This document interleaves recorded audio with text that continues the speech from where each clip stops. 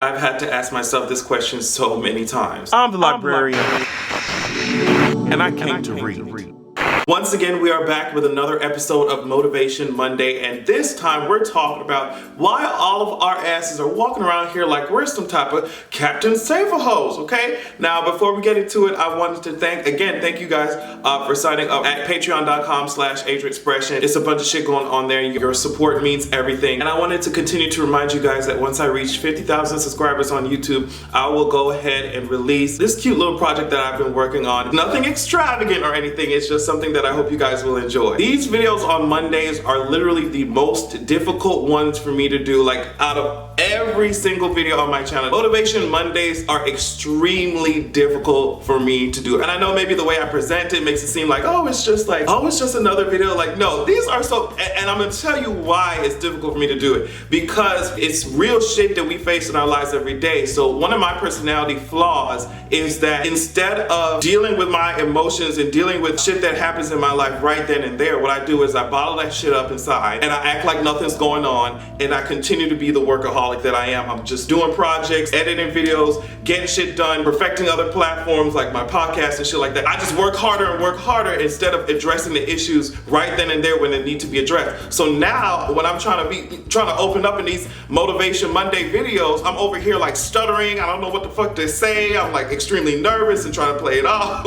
So yeah, this video has been really particularly difficult for me to talk about because of exactly what we need to discuss. A lot of the times we bottle ourselves up, we bottle our emotions up, and we overextend ourselves, we exhaust ourselves, we commit emotional suicide trying to save other people when in actuality it's us who needs the goddamn saving. We're over here running around, but we need to be that much more focused on ourselves and processing and making our way through all the trauma that we've experienced in our lives. But overextending ourselves trying to save other people, what that does, it allows us to continue to ignore the emotional frenzy that's going on in the back of our mind. Like, as long as we can push that shit back and oh my gosh, there's someone who needs, and honestly, I was doing that without even consciously realizing it. It took someone else to tell me, like, girl, why you're friends with all these people who it seems like they're developing some type of unhealthy dependency on you. Like, you're supposed to just be this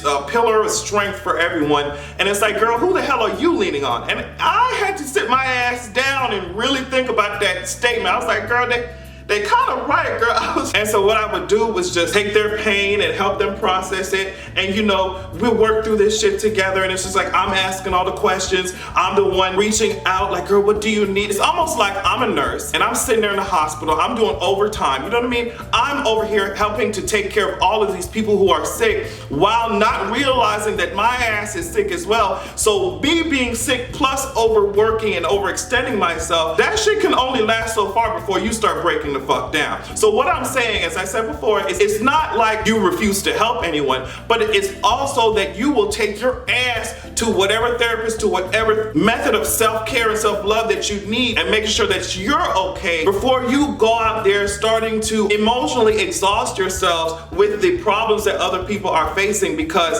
that can spell destruction for both you and the other person. For me, I realized that the problems that I was overextending myself to help my friends out with were problems that I saw in myself. So while I was too afraid to address the problems in myself, while I was too afraid to address certain issues I was facing in my life, I couldn't do it for myself, but I guess I made it almost like a hobby to go out there and help other people with their issues, as opposed to, looking in that mirror and be like, girl, yeah, slow the fuck down. Your ass is over here trying to be a one-stop shop for everybody's emotional issues, and you're not doing the shit for yourself. So that leads to the other part of the problem, and it's just like, what do you do when you realize that you're in this situation? What do you do when you realize that all of this overextension, all of this exhaustion is simply because you did not have the strength yet to go ahead and address those issues that were lying within yourself? Like, what do you do at that point? I feel like certain people feel really badly when they realize, oh, well, girl, I shouldn't have put myself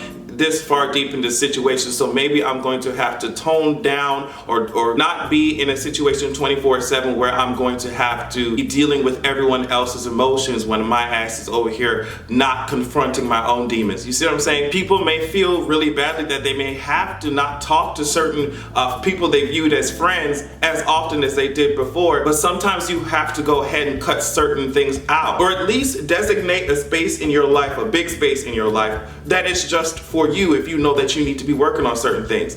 And then you can reach out occasionally to those friends, but a lot of times you're not a professional, you're not a therapist, you're not a psychiatrist who can address those problems in the way that these friends actually need those things to be addressed. So stop thinking that you're somebody's Superman or something. What a lot of us do is act like we're somebody's therapist, okay? But the difference is, girl, you can't have patients as like buddy friends. That's not how that shit works. You can't have, clients as best friends. That's not how that shit works. So if you're out here only acting as somebody's therapist, but under the guise of friendship, girl, you have to reevaluate that shit, especially if you are also struggling from things that keep you from realizing your maximum potential. So we have to, instead of deflecting and projecting, we have to go ahead and look in that mirror and look at our reflection, look at what we're struggling with, and really examine. Because a lot of times when some of my friends would call me, I would just be like, girl, I can't do it. I can't do it. I'm so emotionally exhausted dealing with my own shit. Like, this is when I would really hit emotional rock bottom, and they would call my phone and just be, I can't pick up right now, because I know what they would want. I know what they need at that point when they call me is to just vent. It's to help them process something emotionally. It's just like, girl, I'm not in the space to do that shit right now. So if you constantly find yourself doing that, it's something that you need to go ahead and address within yourself so that these friendships don't start feeling like burdens. Maybe you need to take a couple weeks or a whole month to sit down and figure yourself out or whatever, but I know that at least for me, the reason why I would constantly feel like being somebody's hospital is because I just didn't have the strength to look inside myself and realize that all this care that I am pushing outwards to people is something that I need to also give myself. It is still very difficult though, especially when you feel like you are your whole world. You feel like, well, girl, I can get mad, sad, and angry and upset or whatever, but there's still shit that needs to be done. There's still work that has to be done. But my mother always tells me, like, you can ignore them shits if you want. You can ignore your feelings if you want to. All this work that your ass is getting done, all this stuff, you won't be able to do that if you break down. So it's like, would you rather sit through it